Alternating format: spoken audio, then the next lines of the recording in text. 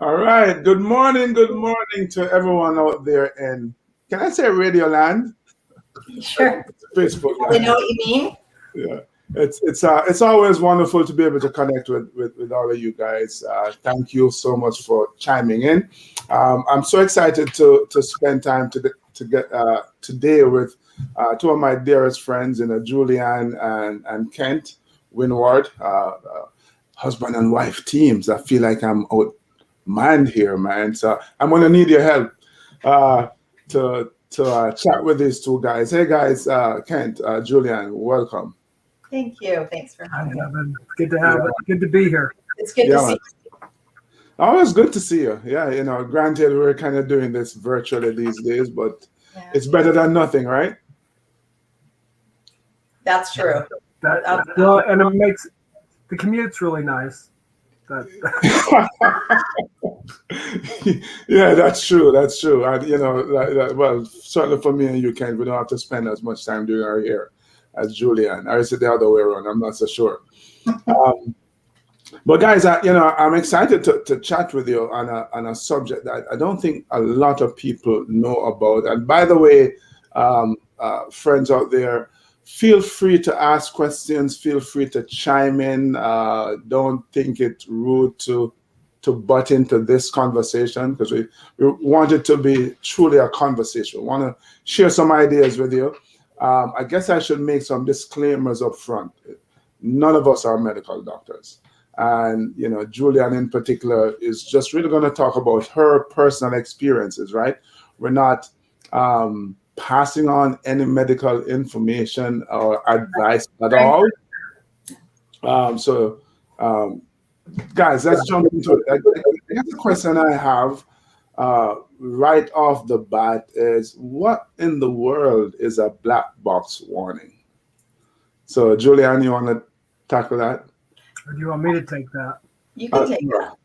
Okay, I'll take that. So, in one of the first films we do on our website, we talk about the Surgeon General's warning. Everybody knows the Surgeon General's warning about tobacco and cigarettes. Everybody knows the Harvard Alcohol Project's "Don't Let Friends Drive Drunk." I mean, we have these. I don't know what the Harvard Alcohol Project is, though. Well, no, but that's what started that Right. drunk DND, and so Right. we have these little catchphrases that allow us to warn us about things that could potentially hurt us. The black box warnings are the most serious warnings issued by the FDA.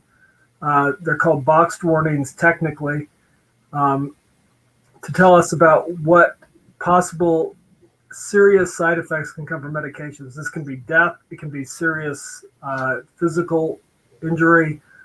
All of those things. Permanent disability. Permanent disability. Yeah. So just like the negative things that can come from alcohol, tobacco, drunk driving, these are the serious things that come from our prescription medications. Currently, the numbers vary.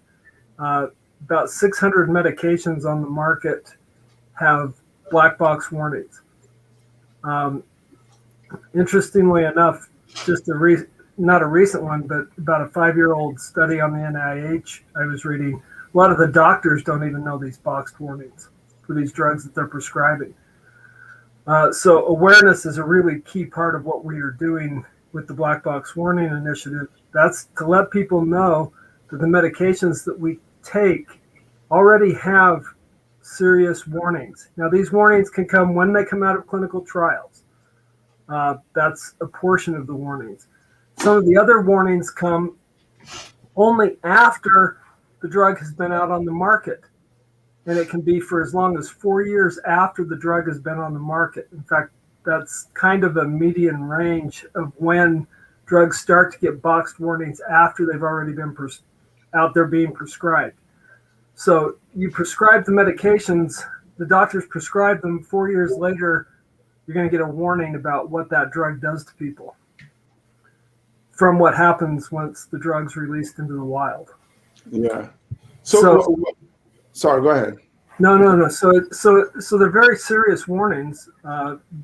You can Google most drugs, and the boxed warning, if they have one, most of them will show up on the FDA website.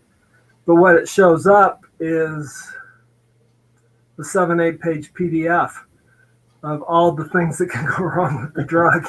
Yeah, yeah. It's really frightening when you start to delve into it, just how dangerous some of these drugs are. And just because your doctor gives you the little piece of paper doesn't mean that it's safe. So, because I was about to ask, where does the name black box come from, and how does one become aware of whether or not there's a black box warning connected to the drugs that you're taking? Do you want to take that, No, Juliana? I think we need to, because the black is an interesting story. Go ahead, tell it. I'd like you to. Well, at least as I understand. You got to get to my coffee. That's all I'm doing right now. Just get to my coffee, get to my water. There's not a black box warning for caffeine. Wasn't it because wasn't it something about, you were talking to me about this, the drug for a heart medication? Oh, no. That's different? Actually, no, that wasn't it. But that's a different story. The black part came because they would on their publication, they would put the most serious warnings, not just all the side effects, but the most serious warnings with a black heavy outline around it. So that's where the black box came from. I mean, they call them boxed warnings because they put them in a box, but because of the heavy border. And black box sounds, it has a certain sinister connotation, but the black is just the bold around the warning. Mm-hmm. But the medications have them, and they're supposed to be with. I mean, Julianne has one medication that we buy, literally, that has a pamphlet inside the thing, but if you fold it out, it's huge. Mm-hmm. And that's all the warnings that go with the medication. So that's the thing, though. I mean, I don't read the fine print in anything, and I'm gonna guess that if most people are like me, they're not reading the fine print when they buy a VCR. Well, do they sell VCR? Oh man, I just you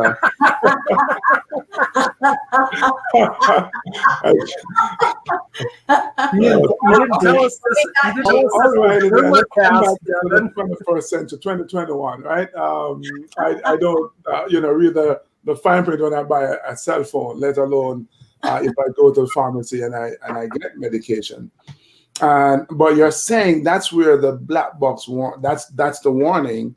I'm not a heavily medicated person myself, so I'm not the best example. So Julian, when you are getting medication from your doctor, are they saying, hey, these are some of the possible side effects, this is what's in the black box warning, you should read it?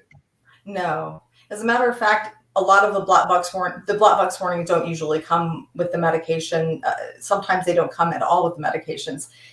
We have to rely on our doctors telling us about the side effects or not telling us about it. I had one doctor tell me when I asked what the warnings were, his response was, well, most people tolerate it well. Mm-hmm. And I thought that's an interesting thing to tell me. So in other words, we don't know. I just got really dark in here. I don't know why. But no, most people don't. What you said was really kind of true. Most people don't want to read the fine print. Mm-hmm. Look at that! I can move closer. Most people don't want to read the fine print. Yeah, they don't want to read the fine print because there are certain things, especially living where we live, being as fortunate as we are. There are things that we really don't want to believe we have to worry about. We don't want to worry about the food we eat. We want to know that when we go to the grocery store, we're going to come home with food that's not going to poison us. Mm-hmm. When we go to the doctor's office, we hope that all of those insurance premiums and all the high cost of healthcare is going to assure us that our medical professionals know what they're doing. And so when they hand us a sample of something and say, this is something that could possibly help you. We want to believe that they would never give us something that could possibly make whatever it is we're dealing with worse. And that's kind of a given that we want to believe. That's what makes this work so challenging, because we really don't want to think about that fine print. It's a scary feeling to think that the systems that we really rely on and trust in might not have our best interests at heart all the time. That's probably the most difficult thing for me, because I grew up believing that I was taught that doctors were, well, they were kind of like clergy in our. Mm-hmm. I mean, I have a lot of family members who are in the healthcare field and medical fields, and we were really taught that what doctors say is, whatever they say goes, kind of a thing. So it was a really difficult thing to have the experience of having the treatment harm, and then when I turned to the same system to say, hey, I've been harmed, can you help me? And the system basically told me that they didn't know what I was talking about. What do you mean harm? There's no harm. Yes, I was thinking about you, and you used the word trust as you were before you said it. I thought to myself, but this is, we're all, I don't know, conditioned to, as you say, trust our medical professionals, right? The doctors know best. But then they give you something, as you said, that is meant to help, meant to heal, and instead it harms. It almost seems like a catch-22. How do we educate ourselves, outside of, maybe that's part of it, taking out that pamphlet, Kent, and spending the time reading it before we pop the first pill. What can we do to protect ourselves and to educate ourselves so we can make more informed decisions about the kinds of medications we take? I can actually give a really good example right now, and I think probably the reason that this example is so good is because it's something that actually happened after Julianne and I became really aware of boxed warnings. I got an infection, and I went to the doctor, like you do, and the doc says, well, I'm going to give you this antibiotic to take care of it. And she gave me the antibiotic, and I can never remember the name, but it was a fluoxetine. Fluoroquinolone. That's it. And so she gave me the antibiotic, and I didn't even think anything of it, really. I didn't even pay attention. I just took it. I just grabbed it, brought it, and Julianne asked me, did you check the boxed warnings? What? It's an antibiotic, for hell's sakes. What kind of boxed warning could I have? And when you get on it, I mean, at the time I was doing a lot of heavy lifting and weightlifting and training, and before COVID shut down all the gyms, and I read the boxed warnings, and it puts you at severe risk of tendon rupture. Mm. And not just tendon rupture. There's other kind of ruptures that can happen in your blood vessels that can cause instant death, stroke, embolisms. I mean, the risks are so. As a matter of fact, this medication he was on, it was because his infection was rather serious. So they were really kind of worried about it. They didn't put him on something that was less serious, but they're handing out this particular medication for things like a sinus infection or UTI, something that another kind of antibiotic would easily solve. This particular antibiotic is used to treat things like, the plague. It's used to treat really serious infections. So for him, it was probably the right call because he did have a very, very, very bad infection. It had spread to other areas of his body. But people are just giving them like par for the course kind of a thing. And Kent wasn't warned at all. And the thing is that if he had gone and worked out, I mean, tendon rupture, that would have been the least of the dangers. Something could have happened to him where he would have had, I mean, the risk was so huge. And Interestingly, too, one of the side effects of this is something that's become more and more known as we've done this work, but the side effect is called akathisia or akathesia. And akathesia is another one of the side effects from this medication. It's an antibiotic, and many people experience akathesia on these kinds of medications. So, yeah. So Yeah. Curious. yeah, I mean, so I had to take the drug, but the really interesting thing though is I was able to alter my behavior to mitigate the risk. But I should have been, I should have been told that from the doctor from the outset. But it was a very good thing that I went and researched it, because I think that was the right thing to do. But that's the kind of thing you can do now in the age of the internet, where your drug is a Google search away from what possible side effects, what possible things can go wrong. Especially if you're on more than one medication. The contraindications, the poly. Yeah. And your pharmacist is also somebody that is a resource that you can tap. That Yes. Our pharmacist is phenomenal. He's fantastic. Yeah. Yeah. So that I mean, as I said, it's the catch-22, and I guess what it is as individuals, we have a responsibility to educate ourselves, and then, like you did, modify your behavior. In this case, you took the drug, you made sure you didn't work out in the way that you would normally work out. So that makes sense. Julian, you mentioned akathisia, something I was going to bring up. Tell us, please, because this is, again, I think for many people, such a foreign word or concept. What is akathesia? Akathesia is basically a drug side effect. It can happen while you are taking a drug. It happens oftentimes while withdrawing from a drug and or changing a medication. The drug companies characterize or define akathesia as restlessness or an inability to hold still. A lot of people have tried a lot of flowery language, which I did. I wrote an article for Mad in America where I talked about the flowery language used. Sometimes there are things that are so indescribable, a single word can't really capture it. That's probably why we call things that are beautiful poetry in motion, because we see a dancer and it's poetry in motion. There's no words for the beauty of it, but there's also things that are so horrible that it's impossible to capture it. Akathesia, the feeling of akathesia is one of those feelings. The part of akathesia that's so incredibly difficult is the subjectivity of it. Nobody really experiences akathesia exactly precisely the same way. However, the kind of really, it's a kind of torture, and the kind of torture is typically described the same way by a lot of people. But we'll go with the language that the drug manufacturers gave us: restlessness.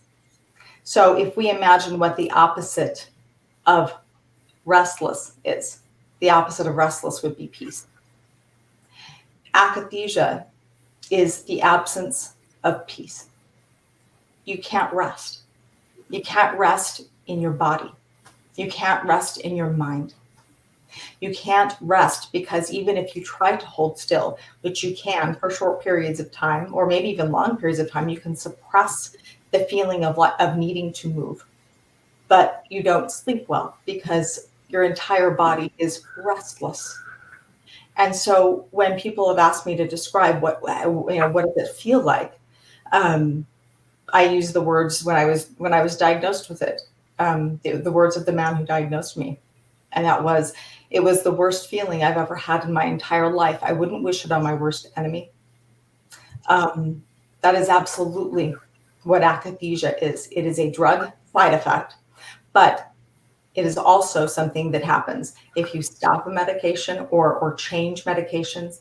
And here's the reason that it's so interesting and difficult to talk about in this context. when people experience akathisia, we forget that our minds are very adept at explaining away the things that are happening in our world. So when you experience akathisia, and if you don't know that it's akathisia, what you will do is you will assume that you are really having some kind of stress panic response, an anxiety response. And you will find something in your world, which is so easy to do now, isn't it? Because everything is so incredibly stressful. Everything is so immediate, right? And so it's so easy to say, oh, I must be stressed out about this interview today. I must be stressed out about my job and my work. I've got work. I have to be stressed. Oh, I'm stressed about maybe this breakup. And we tell ourselves these stories unconsciously. It's not something we do when we're aware of it. So the restlessness or the anxiety or whatever it is you want to call it that you feel when you're on a medication that causes akathisia, it can be explained away oftentimes enough that you don't know that you're experiencing it, unless you know the drug causes it. Yeah, I was watching something, and somebody described it as their skin on fire. Yes. Was that your experience as well? No. Some people experience that. Sure. Again, keep in mind that it's a subjective thing. So, for example, if you can't conceive of your skin on fire, but you can conceive of your skin being peeled away from your body, then that's how you will experience it. So we need to remember that. For example, I took an herbal supplement way back when in my 30s. I took this herbal supplement that was supposed to help with my immune system, boost my immunity. And my friend happened to be the person who made it. And I was experiencing this intense itching in my hands and feet. And I called her and I said, I've got this intense itching. And we tried Benadryl. I went to the doctor. There were no rashes. We couldn't figure out what was going on. And she said, sometimes you get a body rash, but hands and feet. And I couldn't figure it out. I had to plunge my hands and feet in ice water to stop the itching. But then she called me and said, Julianne, this supplement that you're taking, it also increases circulation. Do you have a circulation problem? And I said, yeah, I was told I have Raynaud's phenomenon. I have but my extremities, my capillaries will close off and I'll get kind of blue fingers and things like that. And I'd had that my whole life. And I realized that it wasn't itching. It was pins and needles of blood circulating where it normally didn't circulate. Now, in that moment, the itching stopped and I felt pins and needles. So my mind conceived of itching. It felt itchy. But then as soon as it switched, I went, oh, it's pins and needles. That's how powerful our brains are, which is to say that if somebody says that their skin is on fire, feel like their skin's on fire, it's their doctor's job to believe them and to say, all right, you are clearly in distress. It's clearly something medication related. Let's look at this. But instead, the doctor says, well, it sounds like you need to go talk to a therapist. Mm-hmm. Yeah. Sorry, go ahead, Ken. Oh, no, just in talking about descriptions, especially on akathisia, here's a more medical description, which is interesting because I think it actually does a really good job. Really good job. Akathesia has two components. So basically there's two parts. An objective state of motor restlessness and a subjective need or desire to move.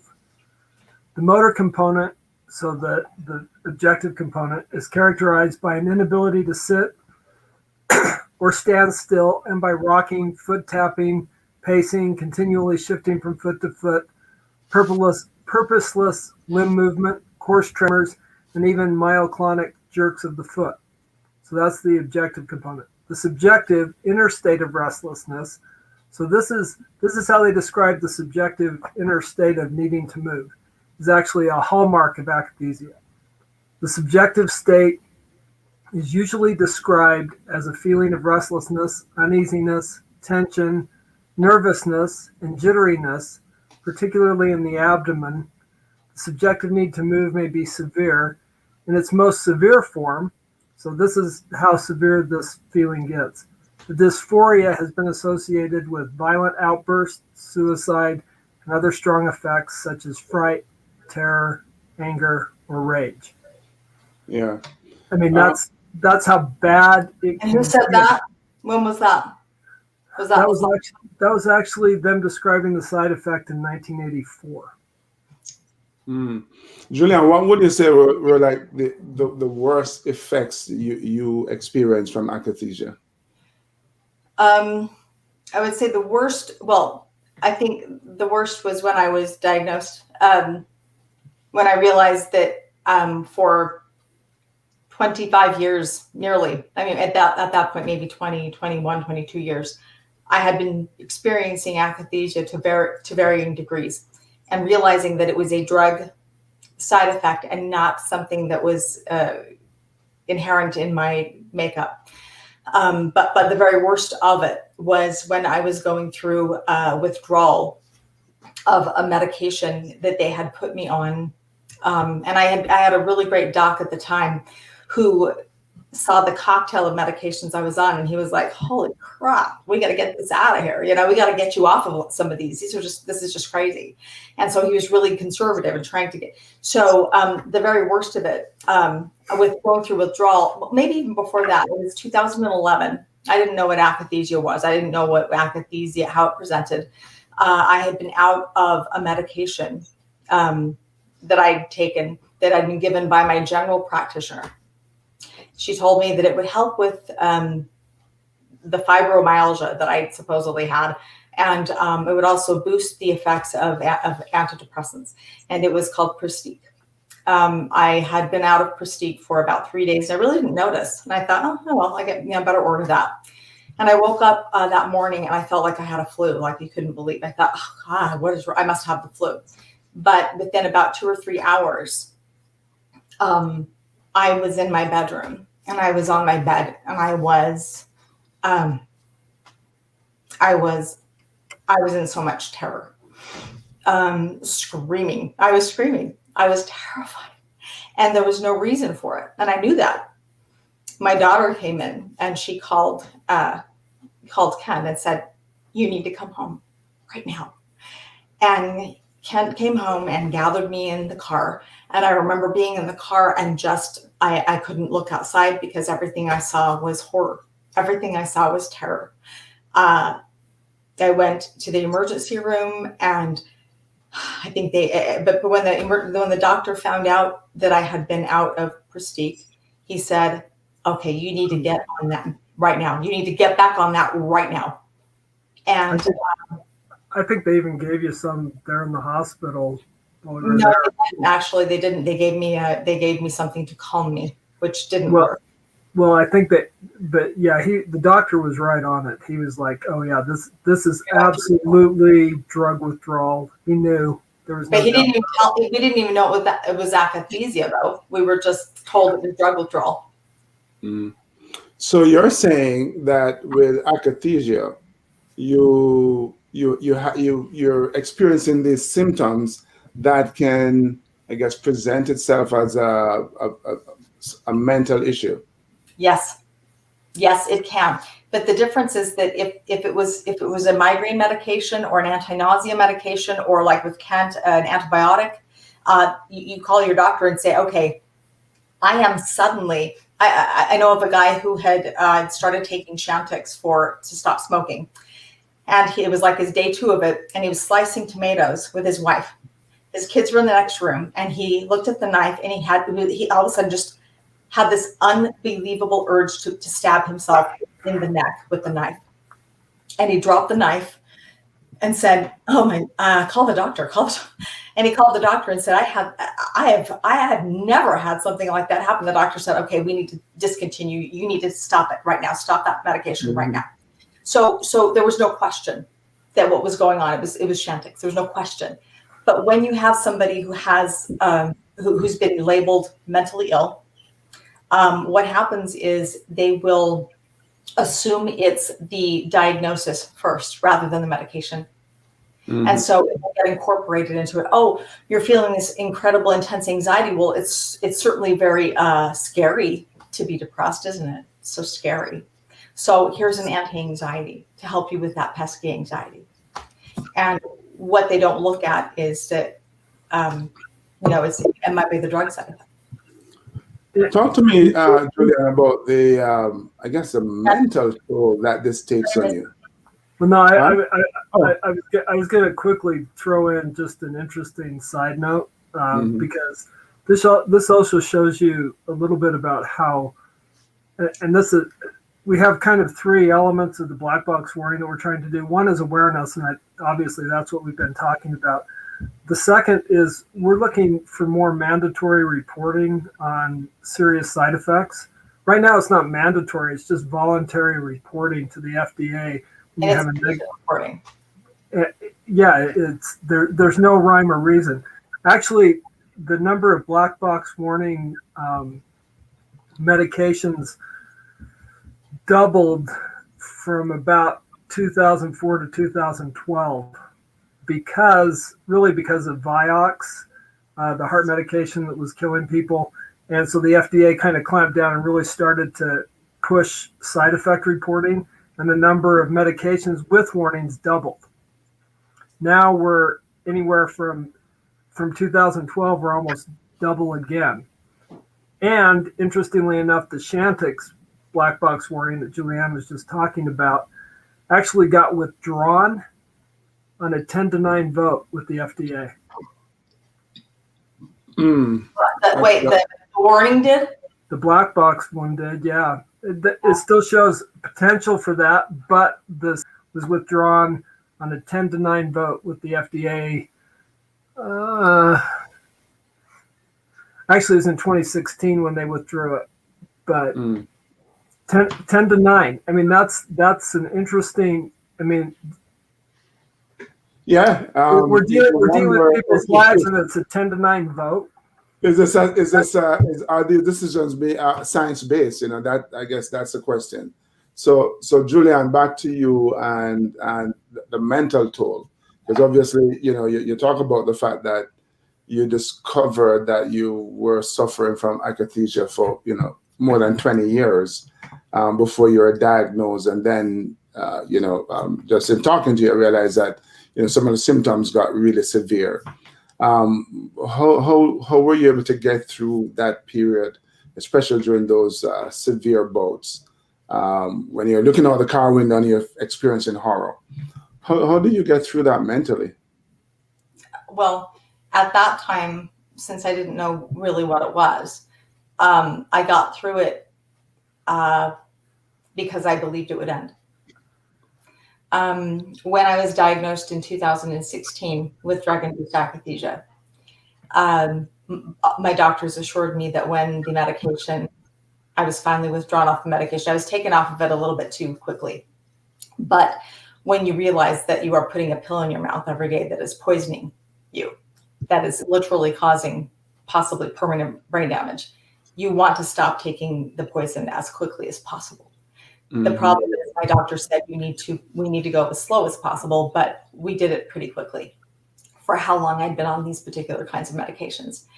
So what happened was when I showed up at his office with, I was severely dyskinetic, which dyskinesia means that I had uncontrolled movements. I couldn't control my muscle movements. My mouth was going ape shit. Oh, ape. Can I swear? Right? I couldn't control, my neck had become completely seized up. In other words, it was very clear that I had sustained some severe damage, and the drug had masked the damage while doing the damage. So what happened was my doctor took me off of it, and he said, once it's out of your system, you should be okay. Well, actually, the other doctor said it should be okay. The brain specialist, he said it should be okay. But my doctor, the psychiatrist, I was seeing a psychiatrist, he said, these withdrawal symptoms, they might be for the rest of your life. They might never, ever go away, but they will subside in terms of severity, and you might have longer periods of time. And I remember looking at him and thinking, why didn't someone tell me that? Why wasn't I given a choice about that? Because if I was given a choice between that possibility and dealing with whatever it is I was dealing with, maybe on my own, I think I might have taken a little more time. But instead, I was basically given the choice of, if you don't medicate whatever it is that's going on right now, you're going to get worse. And it was really that's how it was sold to me. And I think the history is germane here too. I sustained a traumatic brain injury in 1997. When that happened, I didn't have Google. Okay, I couldn't look it up and see what those symptoms were. All I knew was that I went to my upper division college class. I sat down and I heard him speaking, and I wrote down the words, and I had no idea what he was saying. I read my book. I knew what the words meant. I could not put them together. Now I know that's called receptive aphasia, but at the time I didn't know what it was. Another occurrence was that my mood turned completely black, and I was not a depressive person. I had 2 kids. I was single. I was in college. I felt great, and I had this incredible depression, and so I was put on an antidepressant. And of course, that would be safe, you would think. But what happened was I developed drug-induced akathesia immediately with that. And how I know that is because I could not stop moving. I could not rest. And I subsequently went to a sliding scale mental health clinic in town because it was all I could afford. I didn't have insurance. And I went there and I met with a psychiatrist, because when you have a mood problem, you see them, right? That's what you do. And she said, oh, yes, you have mania because of the Zoloft revealed that you have bipolar 2 disorder. It revealed it. Ta-da. I thought, why would anyone take a medicine that would reveal a horrible mental illness? How horrible. And I was like, are you sure? Don't really have it in the family. You sure? I mean, isn't that a genetic thing? And it was really hard for me to accept it. It was not something labels were not something that I was really into. She said, yeah, I'm sure. She put me on a huge cocktail of medications all at once. Boom. I became inert. I couldn't think straight. I was bumping into walls. I mean, it was horrible. It was horrible. So I had this head injury, which they know very little about anyway. And then they threw a bunch of chemicals at it that they didn't really know which did what anyway. And then I lost my job, and I went cold turkey off of all of them all at once, and I almost died. It was really very traumatic, actually. Yeah. So it is like, one medication creates a certain effect, and then you try to fix that with another set that just send you tumbling down the rabbit hole, as it were. Absolutely. So so she, in her head knew that, the end is near. The end is out there somewhere. She's gonna get better. She's gonna get through this. How, I'm sure it took a mental and emotional toll on you as well, Kent. How did you work through that? Describe your experience.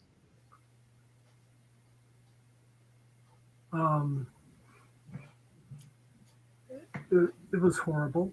I mean, there's no other word for it. It's an absolutely horrible experience. And I think one of the things that's really horrible about it, and probably what we're trying to do, is you have faith in the system that they're trying to help you be better, have a better life quality, have a more healthy life. That's something that you absolutely want to have. And Julianne and I met with the doctors. We worked really hard.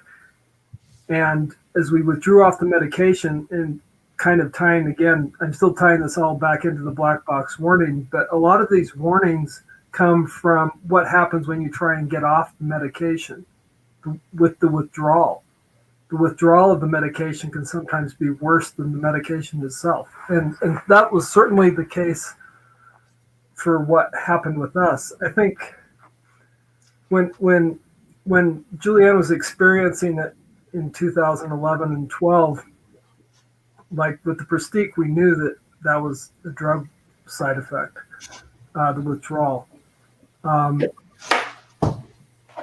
We kind of narrowed it down to the fact that it was drugs because her emotional symptoms and the subjective symptoms would hit at the same time every day. That's not a mental illness. That's a drug side effect. Mm-hmm. Withdrawal. Well, no, just before we did the withdrawal. Oh, yeah. Well, the drug was like ebbing out of my system, right? Same time every day. Because we were, if nothing else, we were extremely diligent in following the doctor's orders and advice, and always taking the medications on time and everything else. And actually, weirdly enough, though, that's actually a positive point because we were able to narrow it down to the medications because that's what we did. We knew that 3 o'clock every day when the world got black and frightening and terrorizing, that wasn't Julianne's mood. That was a drug side effect. I think one of the hardest things for any spouse in this situation would be knowing, hey, this is a drug side effect, and maybe awareness is good for that point as well, because if you know that you're dealing with the drug side effect, that's way different than dealing with somebody that is not connecting emotionally, or that you're not having a good experience with emotionally or interact in your relationship. If it's a drug side effect, it's a lot easier to deal with mentally. I mean, in supporting and being a good spouse. Julianne could maybe even talk to this a little bit better than I am right now, but just that shift in attitude about what is causing this can sometimes make all the difference and make stuff that's unbearable bearable, because you know that, I mean, I think part of the problem is that we don't have any kind of social ability in our society to deal with certain types of medical problems. We're really good if she broke both her legs and I was having to do all that work, everybody gets that. But it was the same. It was exactly the same thing, and I knew it. But part of the problem is the rest of the world didn't even understand it, Including a lot of the medical professionals we saw. and I think that was probably still went to the medical professionals because if they broke it, they can fix it, right? That's what you want to believe. Is it because of just a lack of awareness, you think? Because surely they're there to do good, to help you to heal. But the drugs that they're prescribing is, to use your word, causing harm. well. Just a lack of awareness on their part, in your opinion? You know, if I could have scripted this, which we didn't, that was like your Little League front yard. You just lobbed that for me right there. So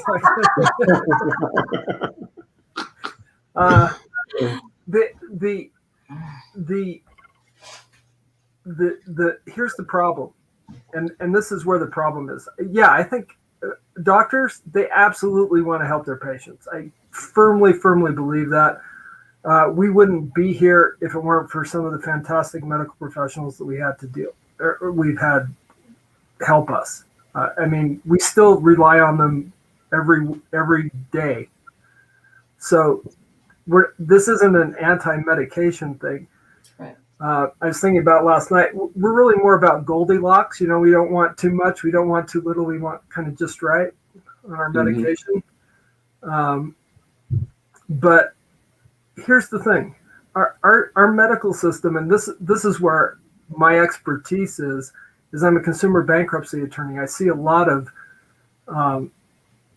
a lot of financial hardship from medicine. And the way our medical system is structured in the United States, that's what happens.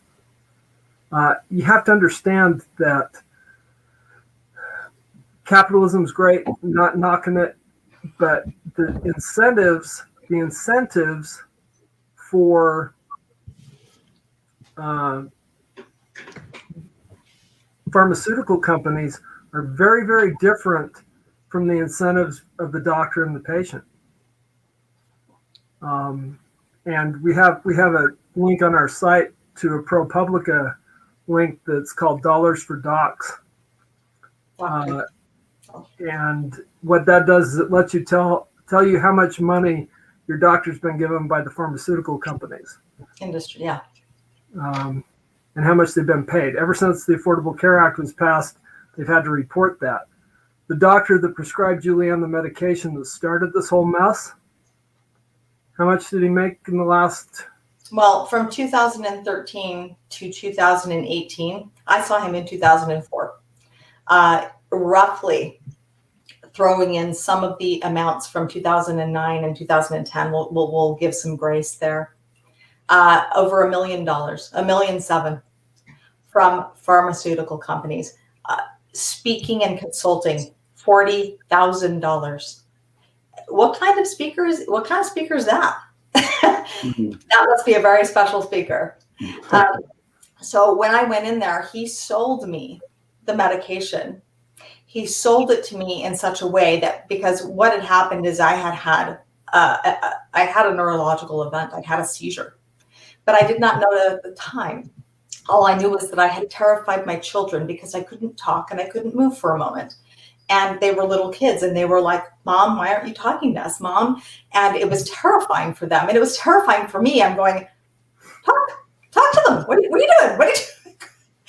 And it was extremely terrifying. And so I immediately called, interestingly, my therapist. And the reason for that is because when you were given a mental health label, you kind of see the world through that lens. Everything kind of boils down to that. That's what I thought. And I thought, what was that? Was that some kind of and so she referred me to this psychiatrist. And he told me that absolutely doing something like that was absolutely part of having bipolar 2 disorder. And so he put me on this medication. And then he told me, if you don't start medicating this, you're going to get worse. You're going to get worse. You're going to be non-functional for your kids. You're going to be, and I was absolutely struck by this idea that if I'm a good mom, I need to capitulate, because I had not taken medicines after that one giant armload of pills that I'd been given back in the 90s. I had stopped medications. I tried to do this naturally, tried to, not take any kind of pharmaceutical, stuff. So he sold me on the fact that if I didn't do it, I was not being a good parent. It was pretty insidious. So I did it. I did it. And he handed me, I walked out of there with 5 or 6 scripts.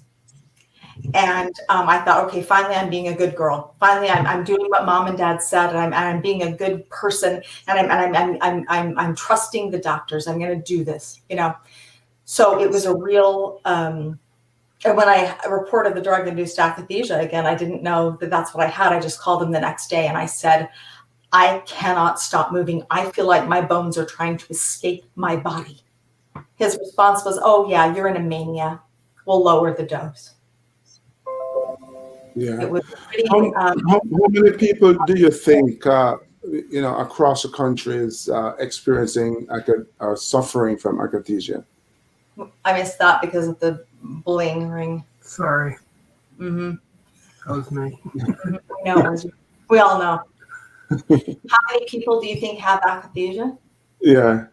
Oh, that's impossible to know, because I have people who are on medications that cause it who tell me that their anxiety, ...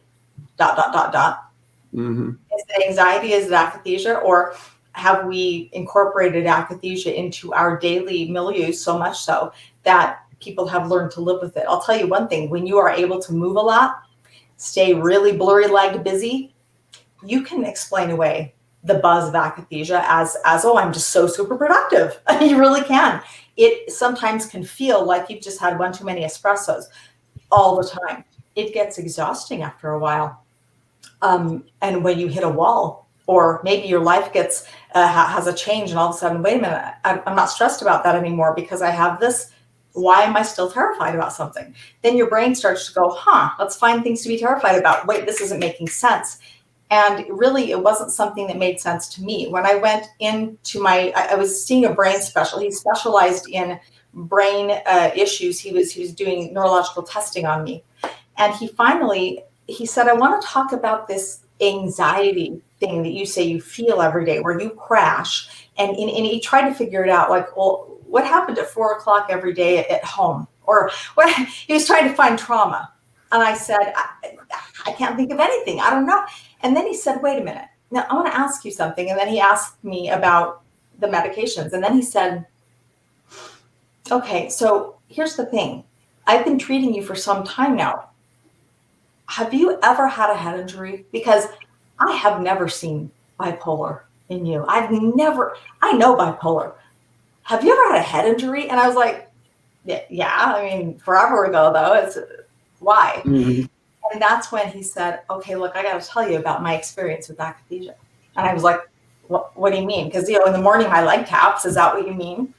He said, no, this is something altogether different. And he told me about how he went to the emergency room to get treated for a migraine. And he said, I had developed drug-induced akathesia from intravenous migraine medication. He said, I was on a city bus. I made them stop in the middle of the highway in San Francisco, and I got off of it. He said, I could not. He said, it was literally, I had it for 2 days. It was literally the worst feeling I've had in my entire life. And that's how he talked too. My life. He said, I talked about my worst enemy. And when those words came out of his mouth, I just went, oh. And I looked at Kent because he was on the other side of the room, and I suddenly knew that this thing inside of me, this wasn't bipolar disorder. This was not a mental illness. This was a drug side effect. How could a drug side effect make me suicidal every day? And that's the other thing that I did not say. Because when we were married, I had this horrible secret that every day I was in so much emotional pain, I wanted to die. And I ended up coming out to Kent via a poem, like you do. Mm-hmm. When you're a poet. Mm-hmm. I sat down. He sat down. He came home from work. I'm holding this piece of paper. It's just shaking. I'm thinking he's going to divorce me. And I said, I need to tell you something. And I read this poem. Yeah. And it was awful. Because I felt, how could you feel this way? You are in love. You have children. You love your life. You love what you do. You love being a poet. You love being a writer. You love being an artist. I had everything to live for. Why was I in so much emotional pain? There comes a time when you begin to feel you're being punished because you think something is wrong. Something is so wrong. Yeah. And then I got angry. Yeah. No, it is a tough journey. Kent, so I go back to you. So she comes out to you. She expresses her pain, and I'm sure that must have been a confusing time for you as well, because she's saying, "Hey, I'm in love. I'm married. I have kids. Life is great." And then she's reading, giving you this poem. What's going through your mind?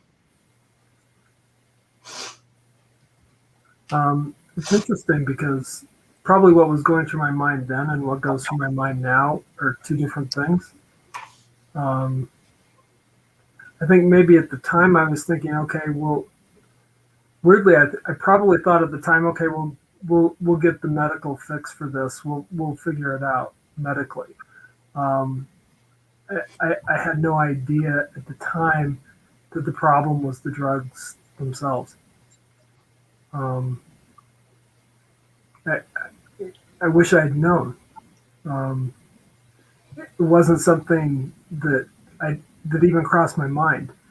So knowing that these drug side effects happen, knowing what they could be, knowing, I mean, anybody taking a medication should at least look at the side effects to see if maybe some of the stuff they're experiencing isn't a medication side effect. It should happen. I guess we both learned a little bit by hard knocks as we came off the medication, just how horrific and bad the medications were. The withdrawal itself became evidence of that. Yeah. Probably the best and most clear evidence I have of how bad these drugs are or were for Julianne is what happened when we withdrew. And it was very, very clear that it becomes very, very clear during the withdrawal that it is the drugs, not the person. Right. And it should be clear. But the thing is that, I mean, I came off of the medications in 2016. And I remember I was tentatively trying to still be healthy, and I was trying to get, work out a little bit. And I remember in September of 2016, my neck seized up. And I thought, oh, this is weird. I can't really move my neck. That's uncomfortable. Massaging it made me want to throw up. After I finished the drug, it was like 7 months later, 5 months later, it was in February, I began to move. I woke up one morning and I went to go to the bathroom, and my gait, it was like my leg was not a part of me. And I was walking strange. And I thought, what's this? As I started to talk, I found that I couldn't find words. I was slurring. I couldn't say certain things. This happened, overnight, almost overnight. It happened over like a 2-week period. Kent, and then Kent came home from work, and I was downstairs, and I had been walking all day. I couldn't stop moving. It was almost painful to stop. I'd been walking it was 6 hours straight. I was so tired. I was crawling. And even when I got up to my bed, I couldn't stop writhing. We went in to see my doctor, and he said, both him and the brain specialist, the neuropsychologist, they both said, get to the ER right now. Get to the ER right now. Oh my God, we've never seen anything like this. You need to get to the ER. They'll admit you into the neurology unit that doesn't exist, and they will take care of you. And oh, that was so comforting. I thought, oh my God, finally they're going to do this workup. They're going to find out what's wrong. They're going to help me. And I got there, and I was met with this. So, you're fine. And I'm sitting there going, I'm what? And she felt my neck, and I said, and she felt these muscles right here. These are called the sternocleidomastoid muscles. You can't engage these unless you turn your head. Oh, there it's hard right here. Oh, there it's hard. You can't engage them unless you do this, okay? Mm-hmm. These were completely steel rods. And I'm sitting there, and she felt them, and I said, my neck has been stiff for 5 months. And I said, what do you call that? She said, stiff neck. And I was literally written off in the emergency room. I was so devastated. I started to sob in the room because I saw that we might be on our own here. It was the first indication, because I had such great medical providers at the time. I did.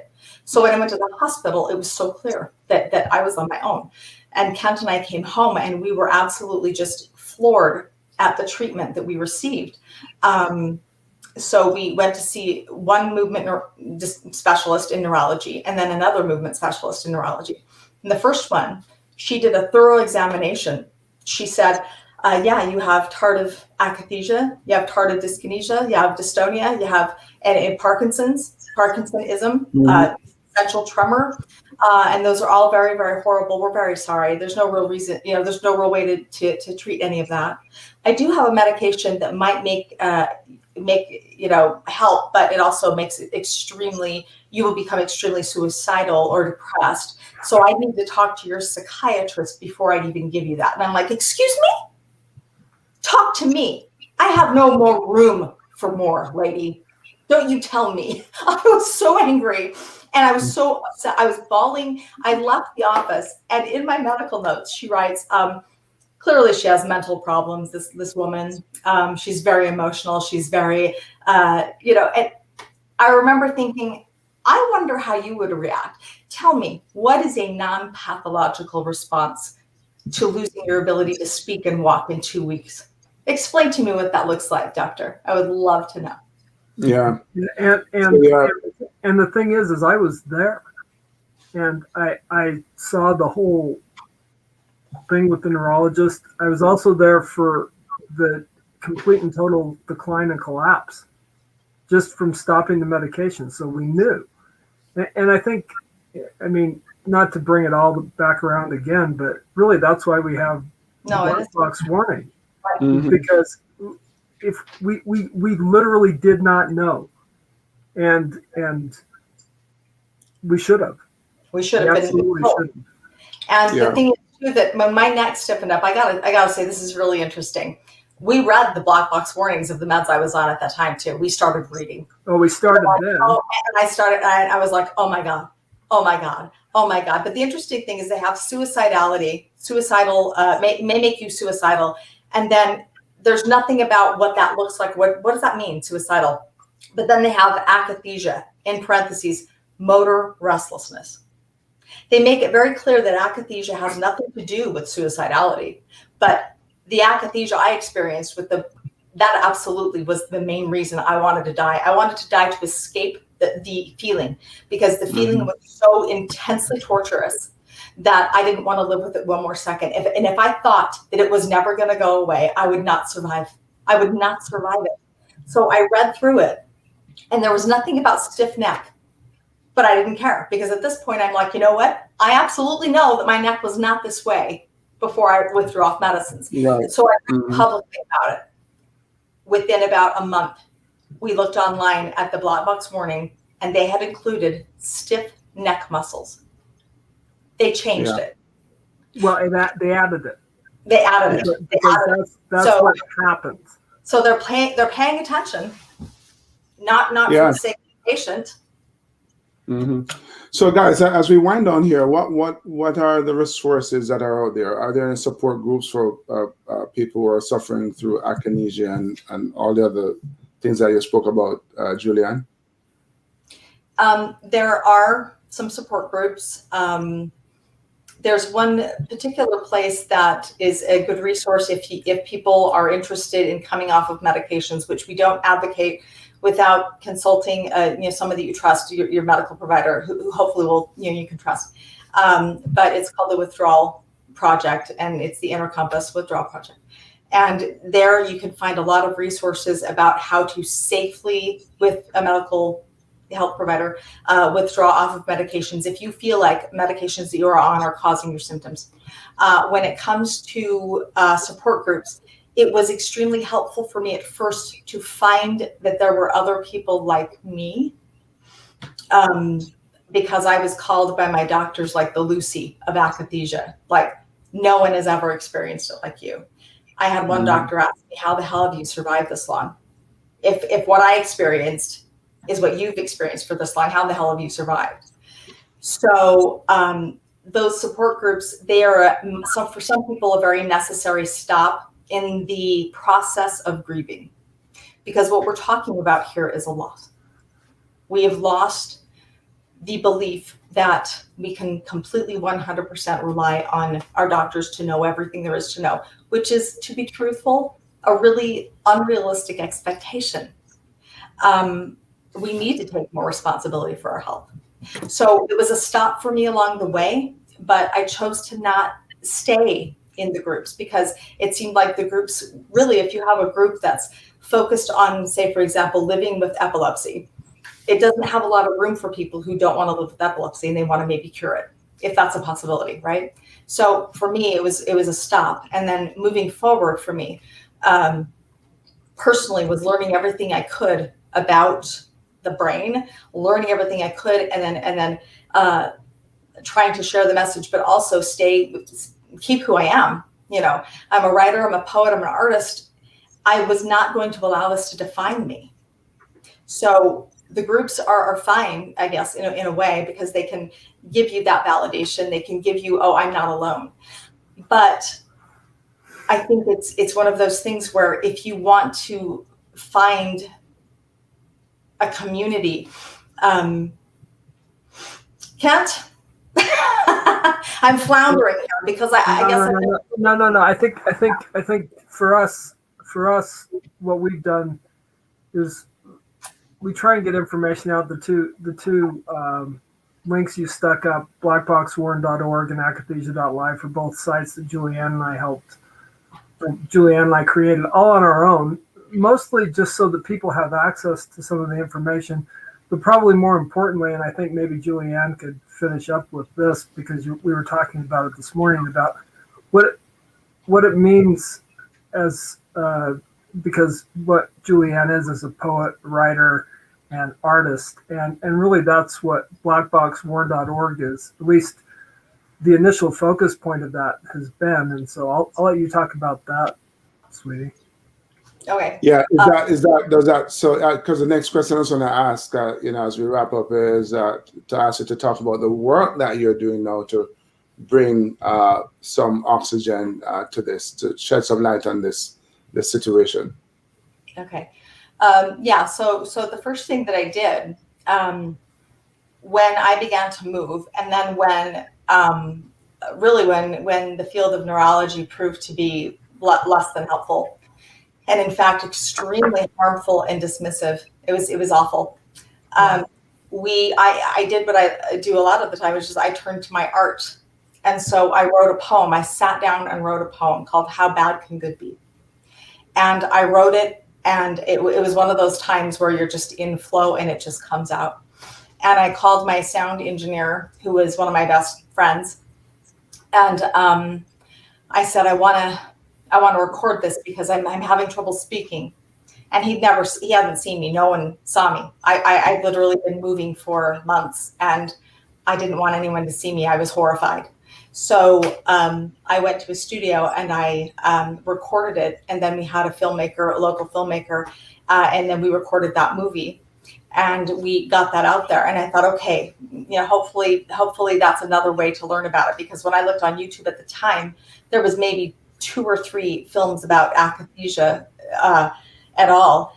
And I felt like the more ways that we can come at it, the better, because some people might respond to poetry and visuals. Other people might respond to other kinds of things. We're all very different.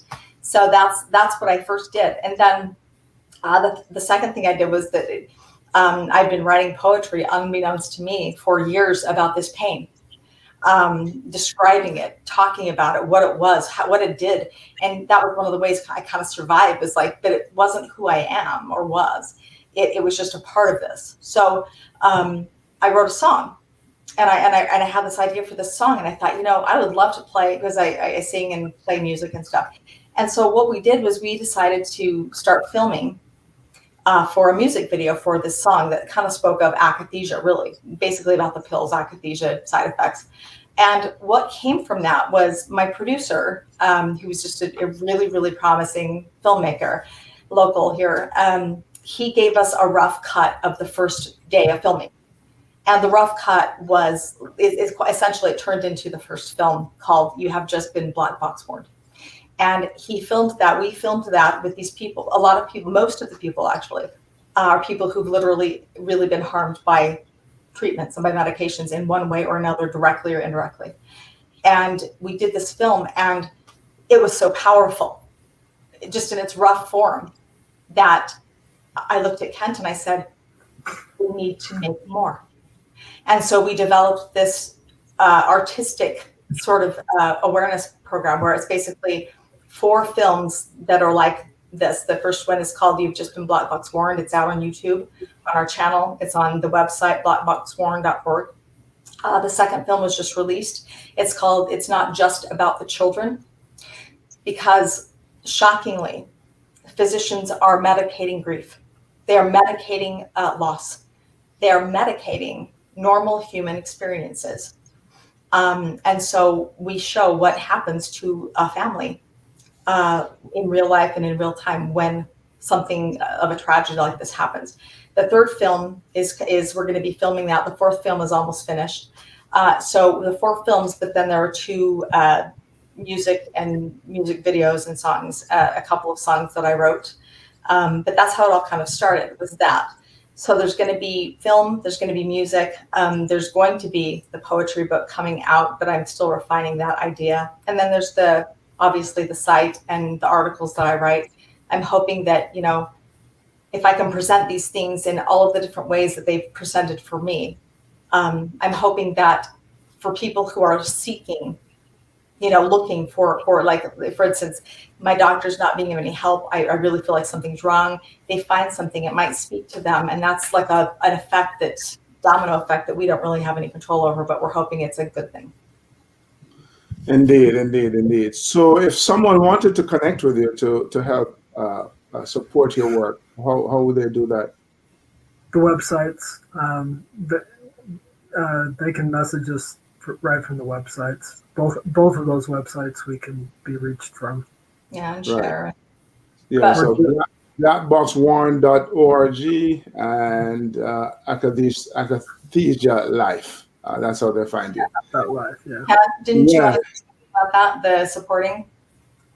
I'm sorry? She just wanted me to say, look, interestingly enough, right now, obviously we're open to getting the word out on the black box warnings, because that seems to be that's where our journey's taken us, because we want people to know that medications can be harmful and to look and see, because if we had the resources and known this before we started this whole journey, we wouldn't be here. We'd be in a different place. And if we can help people avoid that, that's... And be here. What it means to be here is I'm dependent on medications to walk and talk. I have an oxygen machine that sexies up my room. I'm not okay with this. I'm not okay. I have not earned this because I took care of my body my whole life. I took care of my mind my whole life. So it's frustrating to me. And I think one of the things about the groups that I wanted to say that I didn't say is this. I didn't belong in the groups because I didn't abide the kind of the idea that we've been harmed. Yes, we have. There's a difference between being victimized and owning and identifying as a victim. I don't identify as a victim. I identify as somebody who was hurt. And the message that I wanted to get out when this whole thing started was, I will get this message out, and I will not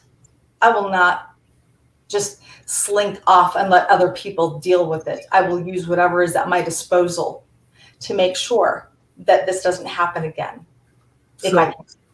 And we have three main things that we're trying to do with the Black Box Warning Initiative.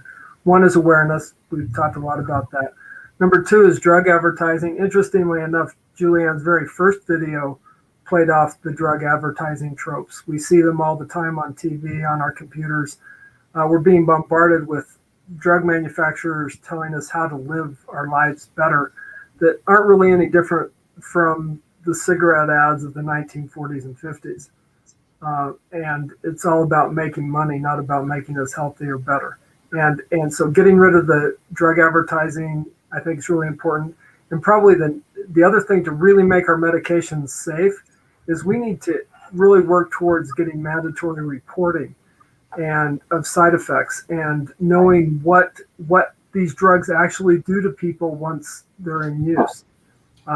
This should be stuff that's reported, and the doctor should be protected from reporting it.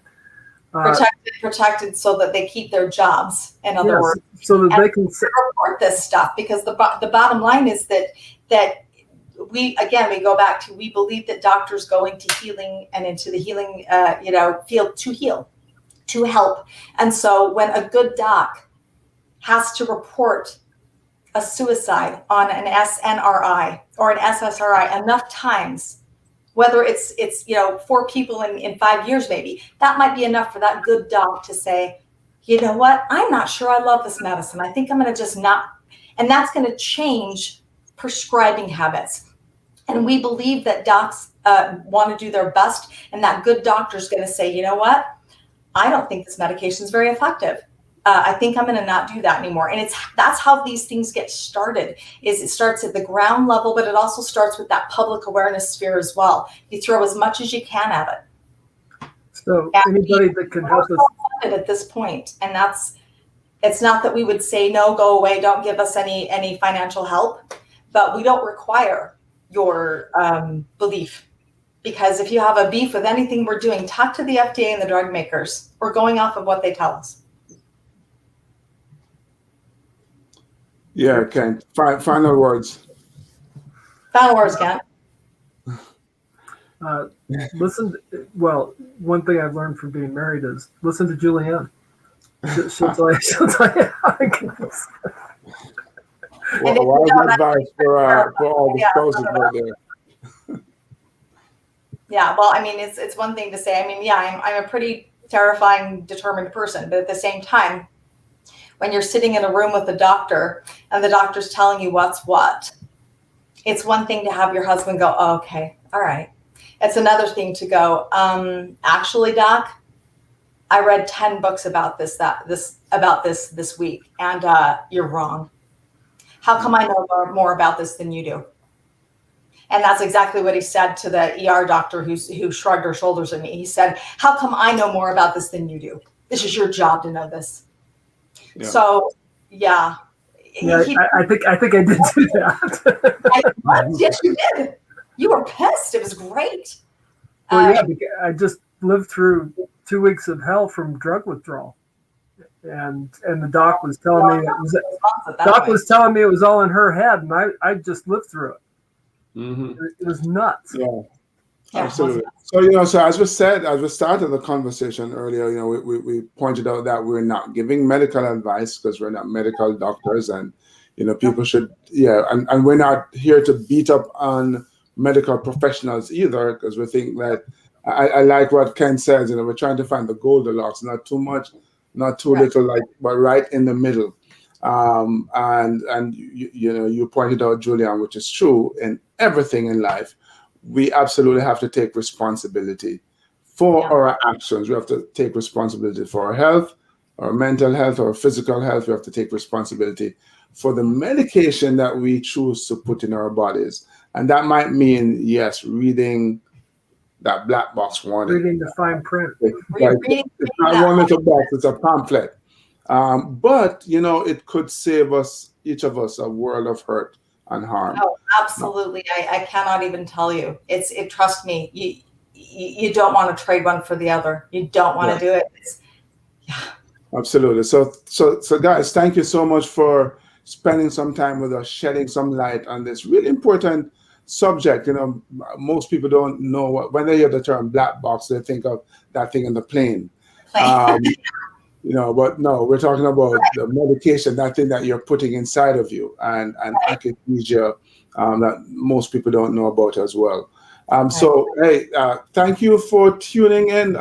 Please comment, please like, please share this really important information with your friends and contacts, because I think you could save a life and at best save a world of hurt. So thank you for joining us. You know what to do until we connect next time. Yeah, man.